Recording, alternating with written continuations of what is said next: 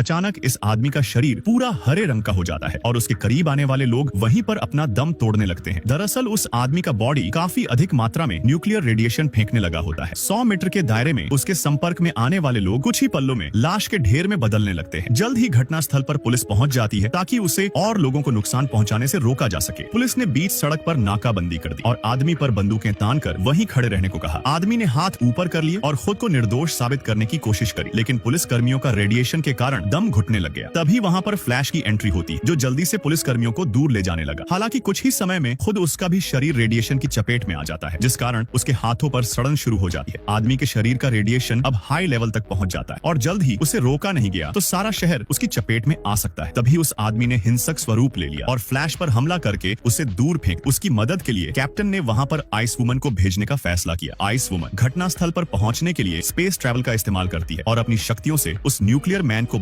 आदमी ने सब्जी काटने वाला छुरा गर्म किया और फिंगर का नाप लेकर मासूम बेटी की उंगली को काट दिया। आदमी ने ऐसा मजबूरन किया होता है क्योंकि भविष्य की इस दुनिया में पॉपुलेशन काफी ज्यादा बढ़ गई थी और लोगों को केवल एक ही संतान पैदा करने की इजाजत होती है। अगर कोई एक से ज्यादा संतान रखते हुए पकड़ा गया तो बाकी संतान को सरकार एक हाइबरनेशन पॉड में डालकर हमेशा के लिए सुला देती है। लेकिन बदकिस्मती से उस आदमी की बेटी ने एक साथ 7 बच्चियों को जन्म दिया होता है। आदमी उन्हें सरकार से बचाने के लिए छुपा कर रखने लगता है और उन 7 बच्चियों के लिए कुछ सख्त नियम भी बनाता है। उसने प्रत्येक बच्ची का नाम सप्ताह के हर एक दिन पर रख दिया। थर्सडे आज घर से पहली बार बाहर जाने वाली थी और रास्ते में ब्यूरो एजेंट उसका ब्रेसलेट स्कैन करने लगती है, लेकिन स्क्रीन पर इकलौती संतान लिखा हुआ आने से उसे जाने दिया जाता है। इस तरह अलग अलग बच्ची हर दिन एक ही ब्रेसलेट का यूज करके स्कूल जाने लगती है। फिर जब वह घर वापस लौटती है तो रिकॉर्ड किया हुआ पीरियड बाकी बच्चियां रिवीजन करती है, लेकिन एक दिन थर्सडे बिना बताए कहीं बाहर चली जाती है और कोई नहीं जानता था कि वो कहाँ गई। तभी दरवाजे पर किसी की दस्तक हुई और नाना जी के इशारे पर एक को छोड़कर सभी लड़कियां अंदर चली गई। लेकिन आदमी ने जब दरवाजा खोला तो वह थर्सडे थी और स्केटिंग के दौरान उसकी उंगली टूट चुकी होती है। थर्सडे के कारण अब बाकी बच्चियों की जान खतरे में आ गई थी, जिस वजह से नाना को सभी की उंगलियां काटनी पड़ गई। क्लोई जब पर्दे बंद करने के लिए जाती है तो अचानक उसका शरीर अदृश्य हो जाता है, लेकिन उसे इस बात की अभी तक भनक तक नहीं लगी होती। अगले दिन जब वह नींद से उठती है और ब्रश लेने के लिए बाथरूम में जाती है तब जाकर उसे एहसास हुआ कि वो अदृश्य हो चुकी है और डर के मारे उसकी चीख निकल गई। लेकिन उसकी जुड़वा बहन मॉली नींद सी जग गई और भागकर जल्दी से उसके कमरे में चली आई, लेकिन वो क्लोई को देख नहीं पा रही थी, जिस कारण वो अपने शरीर पर पानी डालकर तौलिया लपेट लेती है। अब मॉली को भी एहसास हो जाता है कि क्लोई अब हमेशा के लिए अदृश्य बन चुकी है। अगले दिन उसे एक बेसबॉल गेम और कॉस्ट्यूम पार्टी में जाना था और अदृश्य होने की वजह से वो मॉली को उसकी जगह भेजने का फैसला करती है। मॉली ने क्लोई की कॉस्ट्यूम पहनी और पार्टी में जाने के लिए तैयार हो गई। मॉली के कॉस्ट्यूम पार्टी में होने के दौरान क्लोई लैब के अंदर जाकर एक माइक्रोस्कोप चुरा लेती है और मेल रूम में घुसकर भालू की कॉस्ट्यूम उठा लेती है। फिर वह मौके का फायदा उठाकर रॉबर्ट के पास जाती है और अपने प्यार का इजहार करने लगती है, लेकिन रॉबर्ट उसे बताता है कि वो उसकी बहन मॉली से प्यार करता है। क्लोई अपने